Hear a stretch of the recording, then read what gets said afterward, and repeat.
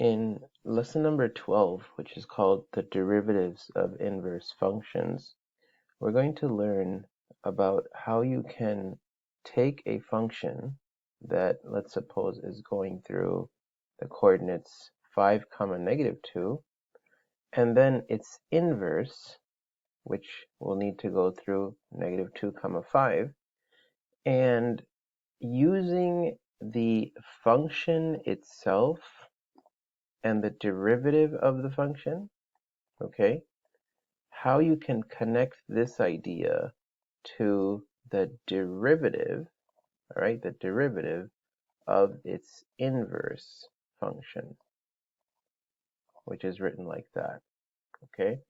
Now, if you don't know what an inverse function is, right, or if you've forgotten, and a lot of students tend to have forgotten about inverse functions, I will take a moment and I will show you how inverse functions work. All right, so we'll talk about the pre-calculus behind it first. And then we'll talk about the calculus part, which is quite, straightforward if you know how to use the formula. All right, so let's go ahead and start. So let's suppose that I told you there's a function called f, okay? And it goes through the coordinates 6, 1. Then the second piece of information that I give you is that g is an inverse of f. All right, so if you're wondering, well, then what exactly is an inverse? Well, here it is. Remember that f had coordinates 6, 1, and therefore what that means is g must have coordinates, which is 1, 6. All right, in other words, if you simply swap out the coordinates, okay, you're going to hear this a lot in this lesson, swapping the coordinates. If you remember to swap the coordinates, you've essentially got what the inverse function is going to be traveling through. So that's what an inverse function is. All right, so let's take a look at this same information, but in a table. All right, so what am I saying? I'm saying with this piece that f of 6 is equal to 1, right? So when x is equal to 6, the value of the function f is equal to 1, right? That's what that means. F of 6 is equal to 1.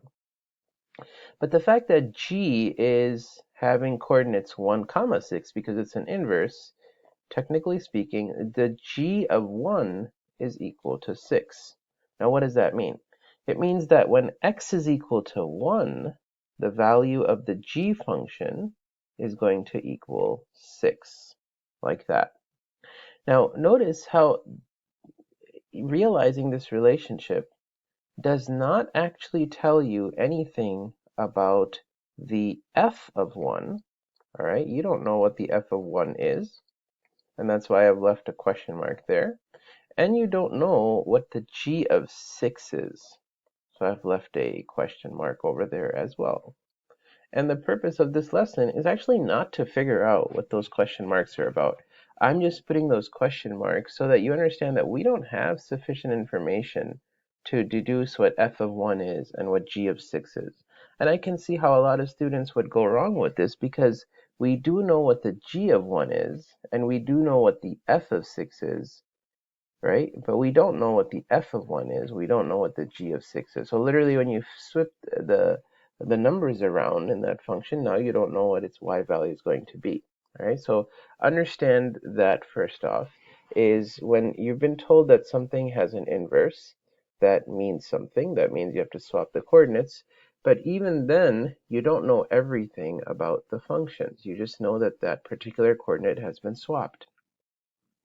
Okay, so if you look at it in a different way, all right, if you look at it in a different way, and sometimes this helps students, because we said that f has coordinates 6, 1, right? That means 6, f of 6, right? Because we said that f of 6 is equal to 1. That's what this means, right? F of 6 is equal to 1.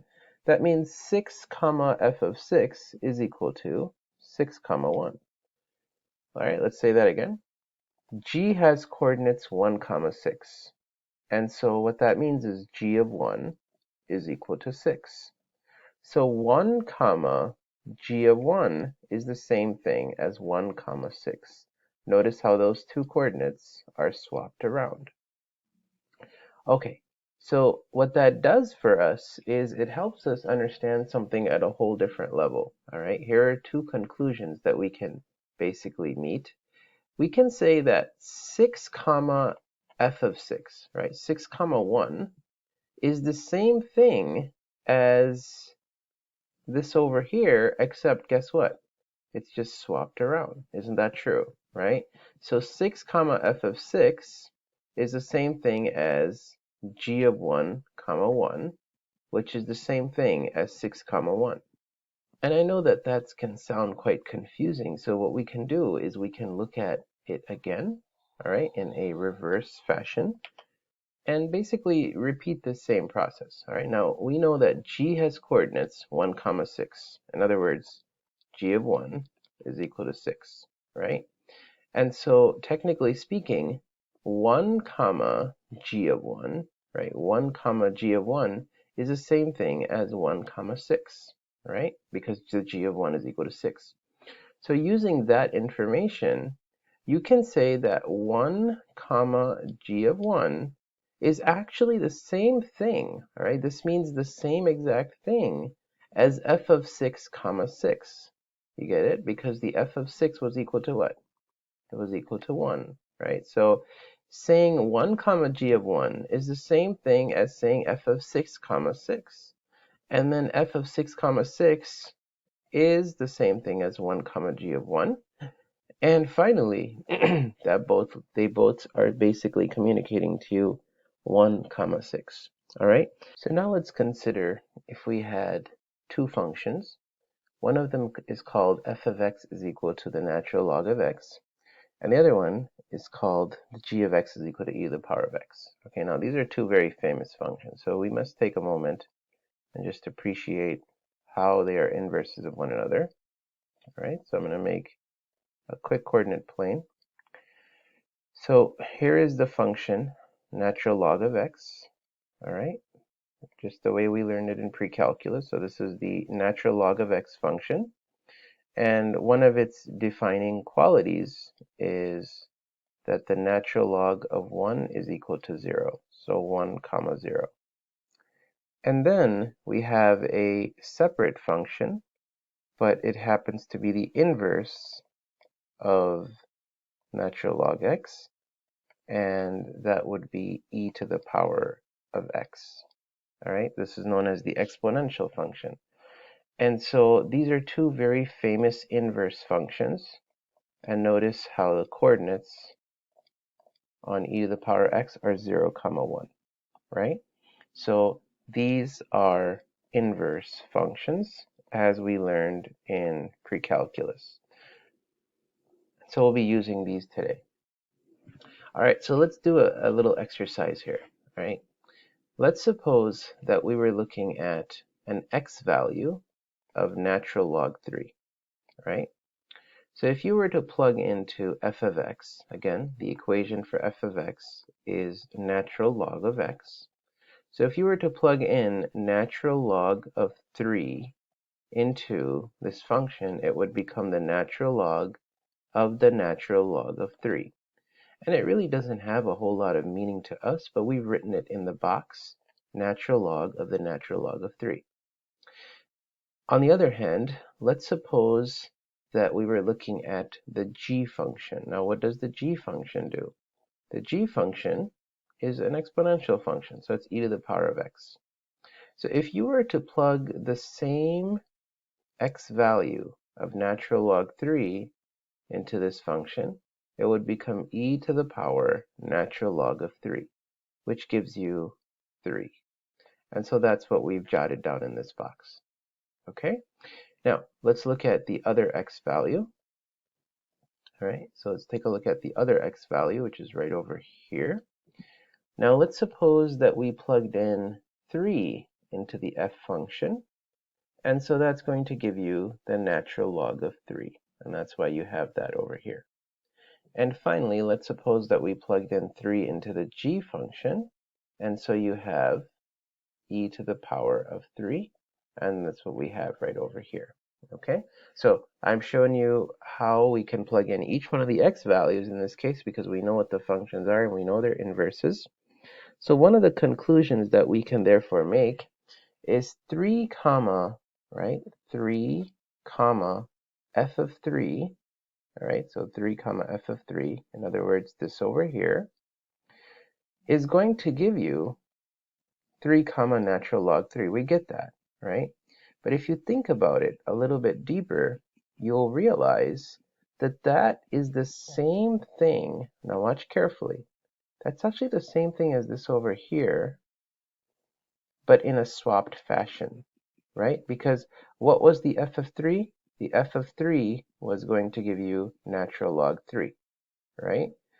And what is the g of ln of 3? The g of ln of 3 is going to give you 3.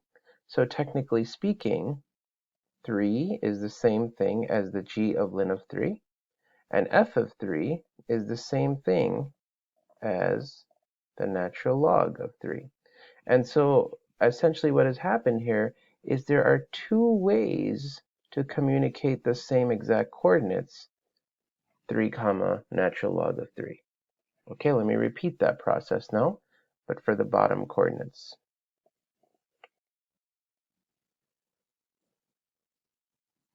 All right, so it takes some time to get used to this sort of way of saying things, but here goes. Let's suppose that you were looking at the natural log of 3. Now, what is the natural log of 3? It's the same thing as the f of 3. And let's suppose you were looking at the g of a natural log of 3. Again, the g of natural log of 3 is equal to 3, right?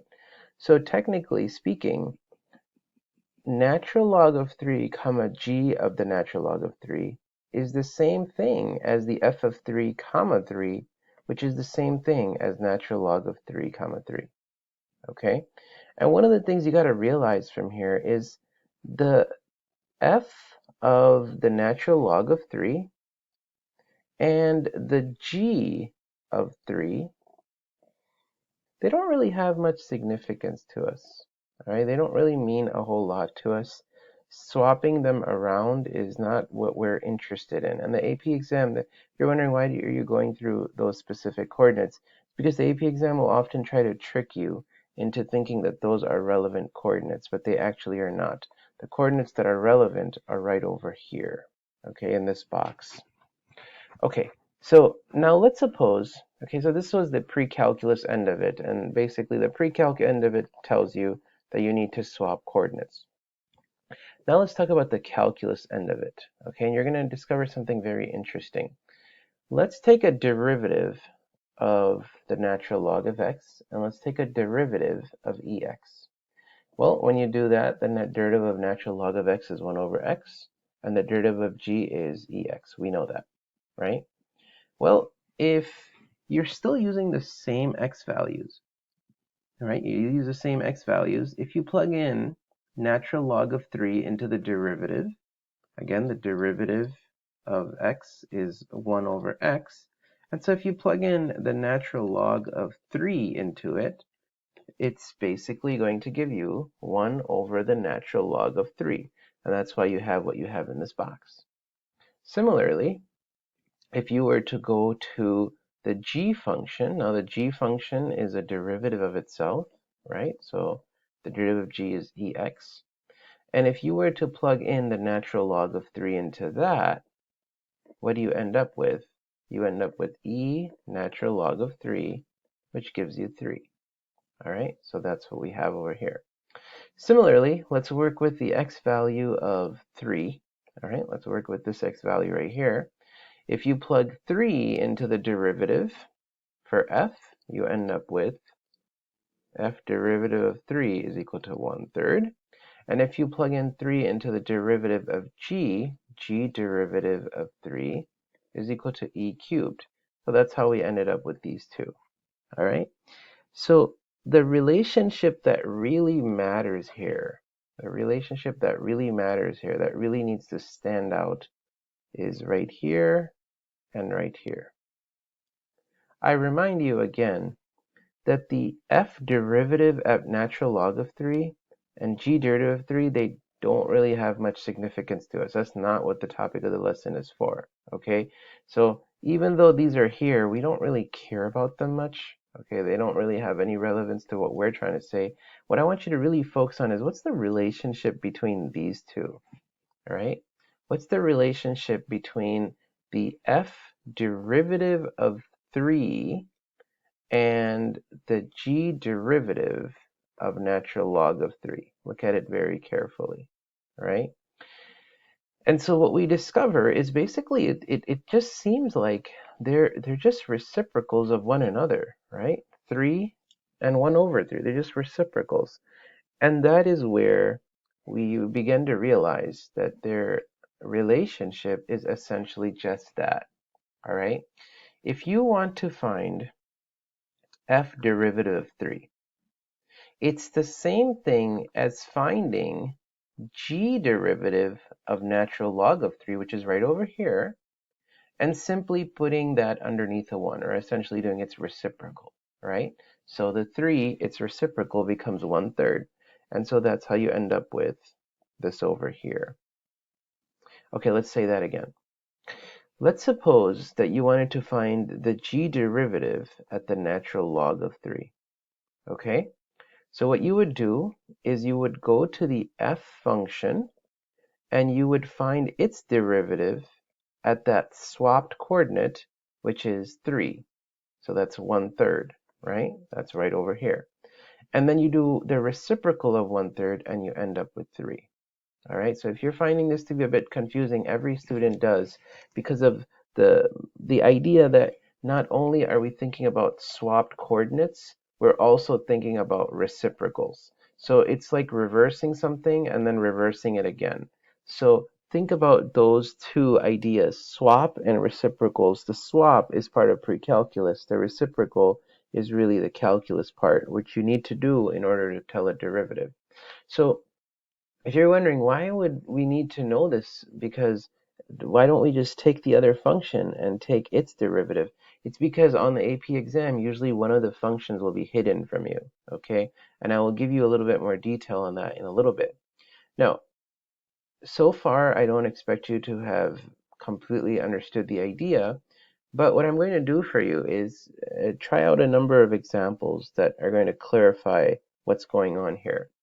All right, but before we move on, here are two important facts that we need to realize. Okay, number one, a function's coordinates are the same as the swapped coordinates of its inverse function. So a function has the same coordinates as the inverse function. Okay, 1 comma 6 is the same numbers as 6 comma 1.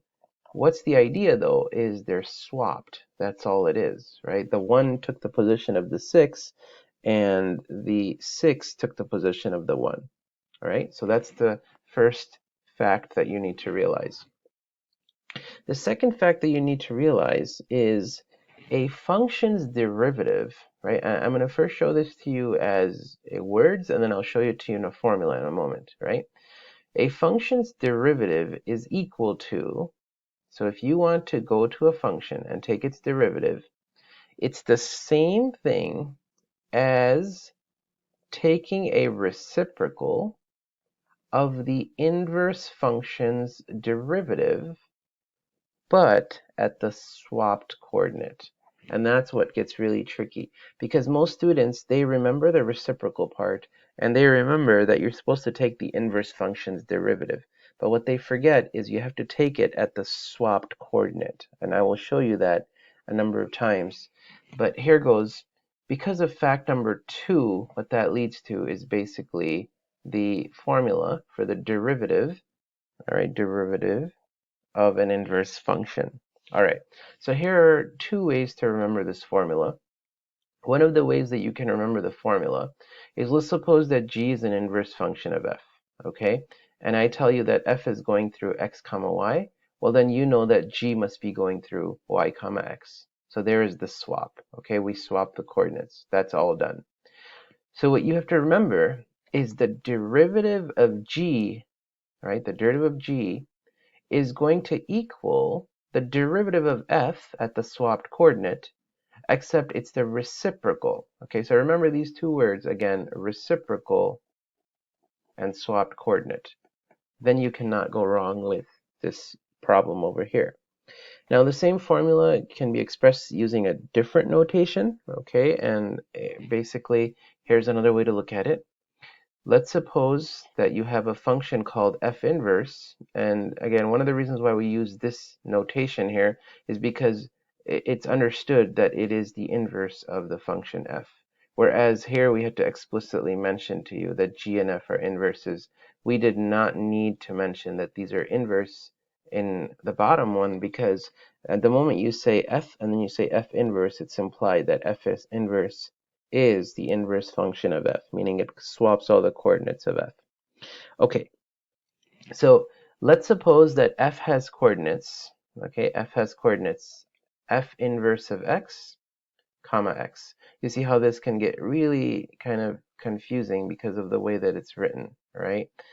And then what that means is f inverse will then have coordinates x comma f inverse of x. Again, all I did is I swapped the coordinates. That's all I did. No matter what they look like, I swapped the coordinates. Well, if you want to take a derivative of the inverse function, again, this is what this whole thing is about, right? Taking a derivative of the inverse function at a particular value, what must you do? You must take a derivative of the function, right? Look at that. You take a derivative of the function, but where you take it at the swapped coordinate, and then you do the reciprocal, right?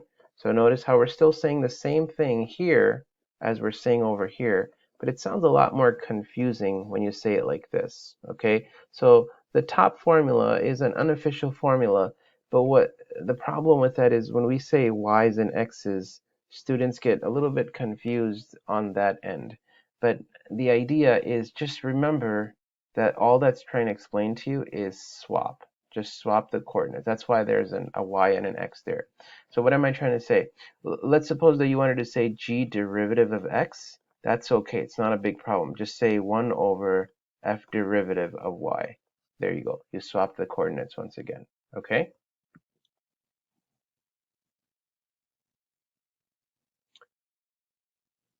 All right, so now we're going to go through a number of examples to help you understand how this question is worded and how to go about it. And then after that, I'm going to show you a number of examples on the AP exam that basically, they tackle the same exact idea. Okay, so let's go ahead and begin with the first one. You have a function called x squared. Okay, so this is a parabolic function.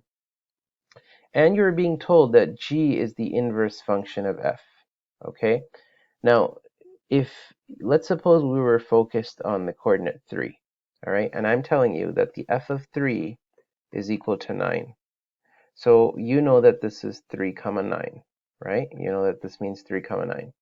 Well, what does that tell you about the g function? You know that the g function must have coordinates 9 comma 3. So this must be the function g's coordinates. And what that means is the g of 9 is equal to 3, right? Just understanding what we have here. So the question says, what is the value of g derivative at 9? All right, what is the value of g derivative of 9? Okay, so remember the two words that I taught you, swap and reciprocal. It's going to really help you keep track of what's going on, all right? So we begin by first realizing the fact that if f has coordinates 3 comma 9, then g has coordinates 9 comma 3. That's the first piece of information we need to absorb. Now, beyond that, the first thing that you're going to do is you're going to find the derivative of f, right? You're going to find the derivative of f. You're going to find what is the derivative of this right here. Well, the derivative of f is simply 2x, right? So you know that f derivative of x is equal to 2x. And then what you're going to do is you're going to find the derivative of f at the number 3, all right? Now, a lot of students ask at this stage is, wait, why don't you find f derivative at 9? Why are you doing 3? It's because I want you to realize that that's, again, something that's irrelevant to us. We don't care about f derivative 9 because we know that the swapped coordinate shows up over here, right? And so in other words, we don't need f derivative at 9. We actually need f derivative at 3. You see that? So we find f derivative at 3, and it's equal to 6. So again, this is the part that confuses students. Why do you do that? It's because you need to swap the coordinates. All right, you don't find the derivative at the number 9, you find the derivative at the number 3. Okay, now what do you do? After that, if you can remember the formula, you should be in just perfect shape. So I want you to realize that I did a couple of things here, okay? Number one, notice how this number over here is not the same as the number that's in the denominator, all right? And what that is basically implying to you is what?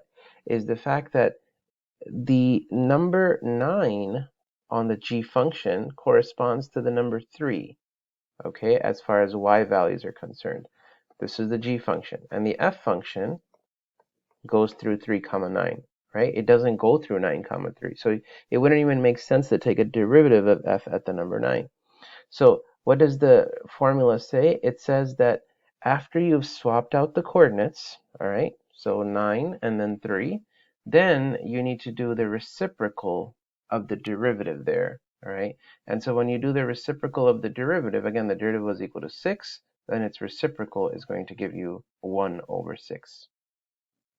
Okay, so if the topic is still a little bit confusing to you, I want you to now start to think more in terms of this over here. And this topic historically has been very confusing for students, but what you can do is if you remember the formula, you should be perfectly good and realize the formula is basically implying two things. Number one, to swap, and number two, to do the reciprocal of the derivative. Okay, so let's go to another question and give it a shot. So if you want to pause this video and try this by yourself, you're welcome to do so.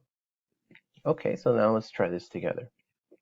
Suppose that I tell you that f of x is equal to x cubed minus 1. All right? And you've been told that g is an inverse function of f. All right, so we have that piece of information. Now, if you've been told that the coordinates of f are 2 comma 7, then what does that tell you about the coordinates of g? That means the g of 7 is equal to 2.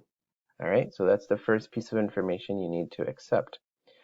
Now the question says, what is the derivative of g at the number 7? Meaning, what is this supposed to be? Well, what have we learned?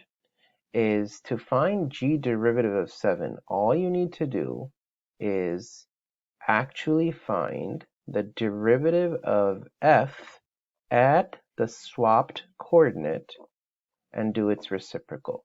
So if you can understand this, it's a one-step process. All right. So even if you didn't understand the majority of everything said before this, if you can remember how to apply the formula, right? So notice how I started off this lesson very much with understanding as the goal, right?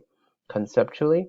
And now this goal has slightly shifted in that what you want to be able to do is still get this question correct, even if you're not completely able to wrap your mind around swapping things and doing the reciprocal of things, because I know how that can tend to get rather confusing, especially as the questions keep changing. All right. So this is what we basically need to work towards. All right. So the first thing that we're going to do is we're going to find f derivative at 2, right? So f derivative at 2 is equal to 12, because the derivative of x cubed minus 1 is 3x squared, and we plug in the number 2, we end up with 12. And finally, what does the formula say? It says the g derivative at the swapped coordinate is equal to the reciprocal, right? So is equal to the reciprocal at the derivative at that swapped coordinate. And so you end up with the answer 1 comma 12. And that's all there is to it. All right, go ahead and try this question over here. All right, so we've been given that f of x is equal to x squared plus 4. And the only difference is in this problem, you're told that g of x is equal to f inverse x. This is the same thing as saying g is the inverse of f. By the way, if you say g is the inverse of f, it is the same thing as saying f is the inverse of g, okay? I've written it in this notation because this is also another way that the AP exam has expressed the question, so I want you to be familiar with all the formats. All right, now, you've been given that f of 5 is equal to 29. All right, so f of 5, meaning if you plug 5 into this function, you'll get 29. And we need to find g derivative at 29. Again, what's the secret? The g derivative at 29 is the same thing as 1 over f derivative at the number 5. Because if f is going through 5, comma 29, you know that g is going to be going through 29, comma 5. So when they ask you g derivative of 29, you understand that to mean 1 over f derivative at 5. All right, so when we go ahead and we solve this, all right, when we solve this, we end up with f derivative of x is equal to 2x, and f derivative of 5 is therefore equal to 10. And so finally, if you want to find g derivative at 29, that's the same thing as 1 divided by f derivative at 5, and therefore that's equal to 1 over 10. You see how even though the concept is rather confusing, the application of it is actually not that bad. It really isn't that bad. Okay?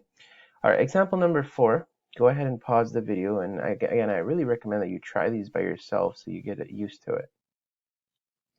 All right, so this time we've been told that we have a function, right, called f of x. We've been given that inverse relationship, that g of x is equal to f inverse x. But notice what they did here. They said that the g of 8 is equal to 1. Right now, so what they're telling you is that g of 8 is equal to 1. Meaning they didn't tell you that f of 1 is equal to 8. You get that? You see how I did that?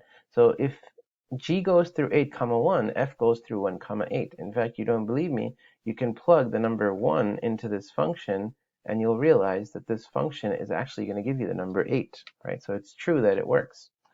So when the question says, what's g derivative of 8, that's really not a concern to us. What we'll do is we'll do 1 over f derivative, but remember, not at 8, but at the number 1.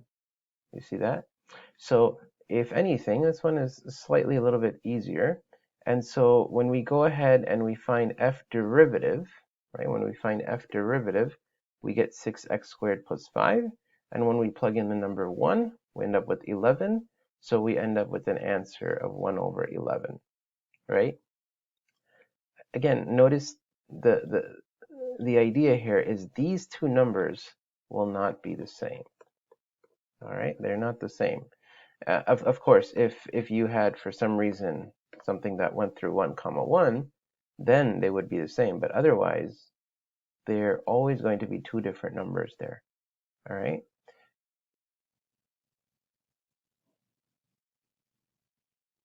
Okay, I have yet another question. Go ahead and give it a shot.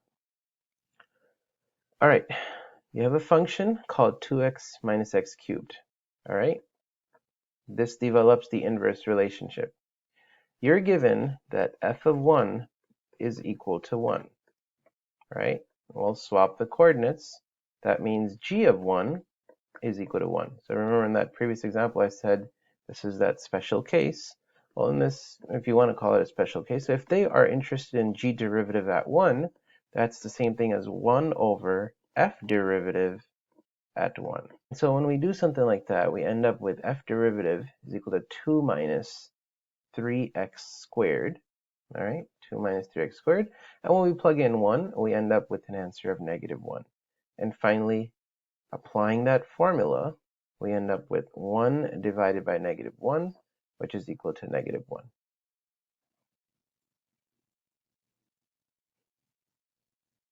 All right, and the only reason I have so many examples is, once again, just to get you familiarized with how this process works. Again, you have a function that says 1 over 4th x cubed plus x minus 1.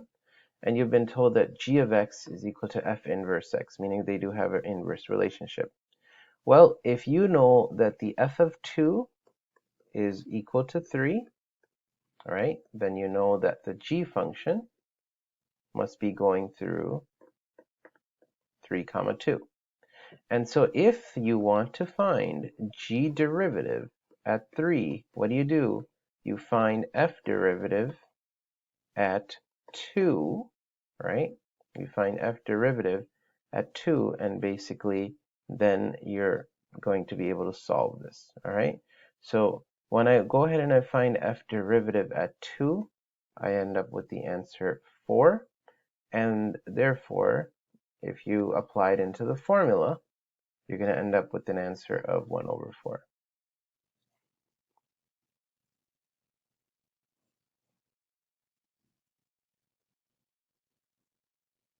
Okay, now what we're going to do is we're going to look at the same idea, but on an AP exam, how it's shown up in the past. Okay, so here goes.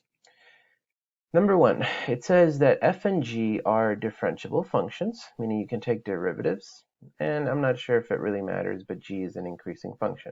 All right. They tell you that g inverse is the inverse function of g.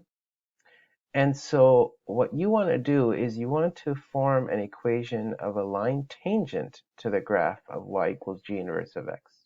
All right, and specifically when x is equal to 2. So if you recall, this idea of an equation of a tangent line requires that you have two things, a point and a slope. All right, now what is the point going to be? The point is obviously going to be g inverse of 2. Right? We got to figure out what is g inverse of 2 going to equal. But here's the problem. We don't have in this table over here, right? We don't have in this table anything about a g inverse function. But something that you know about the g inverse function is what? You know that whatever its coordinates are, right? So if g inverse is going through 2 comma something, you know that the g function is going to be going through something comma 2. What am I trying to say? If you go to this column here, and in this column you find a y value of 2, you can tell that its matching coordinate, which is a 1, right? That coordinate right there, which ends up being equal to a 1, must be the same coordinate over here. So this must also be a 1. You see that? So we have used that logic to realize that, wait a minute, g inverse, g inverse of 2 is actually the same thing as 1, right? So g inverse of 2 is equal to 1. All right, now using this idea, we have figured out what the point is. Okay, so we have figured out that the point is 2 comma 1. Again, if you need to look at it, I've recopied this idea down. I know that the g of 1 is equal to 2, and so the g inverse of 2 must equal 1. All right, and I use colors to help you understand this idea. And definitely review the video and watch it a few times to see how I'm going about this. Okay, now the next thing we need to concern ourselves with is slope, right? We know that we need to figure out a slope. So what are we looking for next? We're trying to figure out the derivative, okay? The derivative of this function, right? What is the derivative of g inverse when x is equal to 2? Now, what is the pattern that we've discovered? We've discovered that if you go to the function itself, right, the one that you inverted, and if you do the derivative of that function, in other words, we're going to be focusing on this column over here, at that swapped coordinate, right, at that swapped coordinate, you'll be able to figure out what the derivative of the inverse function is, okay? So what does that look like as far as we're concerned? We understand that g inverse's derivative at 2. By the way, this is another way of writing. I should have mentioned this a little earlier. This means the same thing as that over there. Okay, these both mean the same exact expression, right? But regardless, so we understand that the derivative of the inverse function when x is equal to 2 is the same thing as the reciprocal, right? So 1 over the derivative of the original function at the swapped coordinate. And what was the swapped coordinate? The swapped coordinate was 1, right? So the g derivative at 1 is what we really need to figure out. In other words, the number 5. Okay, so we end up with 1 over 5. So using those two ideas, we can go ahead and put this together, and we can say that, well, the point, right, where the point on this function was 2 comma 1, and the derivative was equal to 1 over 5, and so we have created an equation of a tangent line there. All right, now I would recommend that you pause this video and you try question number 27 in this table, and then I will go through it with you. So in this table, notice that you've been given function values, derivative function values. All right, just getting used to seeing the table. So for instance, we know a few things. We know that f of 0 is equal to 49. You get it? We know that the f of 1 is equal to 2. We know that the f of 2 is equal to negative 1. That's how you read it, right? Furthermore, we know that f derivative of 0 is equal to 0. We know that f derivative at 1 is equal to negative 8. And we know that f derivative of 2 is equal to negative 80. So I've basically written out the table for you, but with a slight bit more understanding of it, okay? So you've been given really 6 things here, right? And they're going to ask you about some of this in a moment. Now, let's go ahead and take a look at the question. So the table above gives you values for the differentiable and decreasing function f and its derivative. Now comes the inverse. So a lot of students, they catch on to, okay, this is because there's only one question on the AP exam that asks about this, and there's exactly one question, and it's usually towards the end of the multiple choice of the non-calculator part. So it says if f inverse is the inverse function of f, what is the value of f inverse derivative, derivative 2. Okay, now let's kind of understand what's happening here. They're telling you the inverse function goes through 2 comma something. What do you understand about the function then? You know that the function must be going through that exact same thing, but with the swapped coordinates. You see how I did that, right? So what you can do is you can go to this table of function values, right, of function values, and you can figure out which one of these values had a y value of 2. And so if you can figure that part out, you can figure out what the x value over here is going to be. And the moment that you figure out the x value, you have figured out the other one on the inverse function. You see how I did that, right?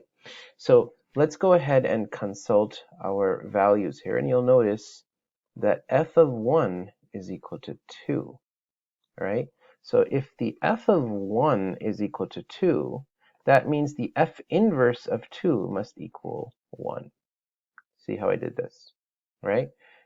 Well, using that logic, I understand that if I want to find the derivative of the inverse function at 2, I must do the reciprocal of the derivative of the original function at the swapped coordinate. And what's the swapped coordinate? The swapped coordinate is 1. Okay? So we have to figure out what f derivative at 1 is. And f derivative at 1 is equal to negative 8. Right? And so what that's going to leave you with is 1 over negative 8, and therefore the correct answer is the letter B. All right, I have one last question for you. Notice how this is also on number 27. Okay, and so go ahead and give it a shot, and then we'll go over it in just a moment.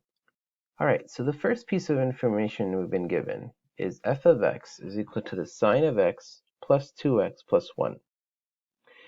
The second piece of information they give us is g and f are inverse functions. So let's understand this once again. F is going through two coordinates, okay? An x and a y. And you know that the g function, right, is going to be going through those same two coordinates, but they're going to be swapped around. So instead of x comma y, it'll be basically like y comma x, okay? Now, the question says, what is the value of g derivative of 1? All right, what is the value of g derivative of 1? Meaning they want you to put the 1 right here, right? What does that mean for the f function? They want you to put the f functions right here, right? Do you want to put the y value of the f function as the number 1? Again, because they're implying right here that this is the x value on the g function. So the x value on the g function is the y value on the f function. That's one thing we understand from it. But beyond that, here's one thing we understand, is if I ever want to find the g derivative at 1, I know that I'll need to do 1 over f derivative, but not at 1 though. See, this is the problem. I need to figure out what is this number here. You get it? I got to figure out what that number is because I need to take the derivative of the other function, f, at that swapped coordinate, not at the number 1. So what does that mean? All right, what does that mean? How do I work with that? Basically, I'm trying to figure out f of something, right? F of something is going to give me the number 1. Right? Now I do know the function f. I know that the function f is equal to sine x plus 2x plus 1. And what I need is for it to equal what? I need for it to equal 1. Right? So as soon as I can figure out what that value of x is, I'll have figured out this part. And if I have figured out the question mark, I have figured out the question mark on the g function. You see that? So let's go ahead and try to solve this. You end up with basically the ones canceling out. So you end up with sine x plus 2x, like that. And you know that that's equal to 0. So what number can you plug into this side over here that would equal it to 0? Well, think about it like this. The sine of 0 plus 2 times 0 is the only way you can make this into a 0. Right? Even if you couldn't think of that, just realize that 2 times something, right? And you know that sine of x's can either be zeros or ones or, root 3 over 2 and stuff like that. So you know that the answer to the x is 0, right? X is equal to 0. All right, what have we just figured out? The x is equal to 0 right over here. And because the x is equal to 0, all right, we know that f is going through 0, comma 1. And similarly, we know that the g function is going to be going through 1, comma 0. Now, having said that, what that does for us is we know that this number is supposed to be 0. In other words, we know the function f of x is equal to sine x plus 2x plus 1, and all we need to do is take its derivative at the number 0. So the derivative of this function is cos x plus 2, and the derivative at 0 is equal to cosine of 0 plus 2, which means it's 1 plus 2, which is equal to 3. And because it's equal to 3, right, because it's equal to 3, sorry about that, we can go ahead and change this into a 3, and our answer is going to be the letter A. Okay, so as I wrap up with this lesson, this historically has been, like I said earlier, a bit of a confusing lesson for students, okay? So when you get stuck with it, just remember a few things, okay? That this formula is basically more of an instruction formula. This is not an official formula, it's very informal. But what it generally is trying to help you understand is you need to make sure that you take, number one, the derivative of the other function, right? You take the derivative of the other function, where at the swapped coordinate, so make sure that you swapped the coordinates, and then you have done a reciprocal. Okay, so this formula is really telling you 3 instructions as you go through them. And now you can review the lesson and go back through all my examples, and you'll notice that no matter what I said in each example, I always stuck to doing those 3 steps. All right, thank you for listening to the lesson.